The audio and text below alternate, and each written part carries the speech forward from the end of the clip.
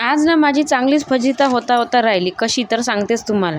आज ना सर्व कामं वगैरे सोडून ना मी हे फालतूचं काम करत बसली. कारण मला ना मुगाच्या डाळीच्या वड्याची भाजी खूप जास्त आवडते आणि यावर्षी आमच्या गावाला जाण्याचा कोणताही प्लॅन नाही आहे. त्यामुळे ना मला हे इथंच बनवायचं आहे. नाहीतर गावाला गेलो ना तर आईकडून हे सर्व मी घेऊन येत असतो.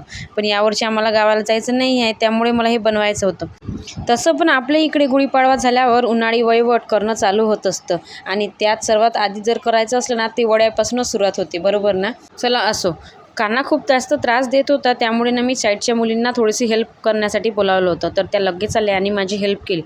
चला असो. सकाळपासून वातावरण खूप चांगलं होतं, पण जसं वड्या करायला घेतल्या ना तर खूप जास्त आभाळ आला आणि पाऊससुद्धा यायला लागला. त्यामुळे ना मी आतमध्ये रूममध्ये फॅनच्या हवेत टाकलं. पण माझं नशीबच खराब म्हणावं, लाईट पण गेली. मग मला तर खूप जास्त टेन्शन आलं होतं की कसं होणार म्हणून.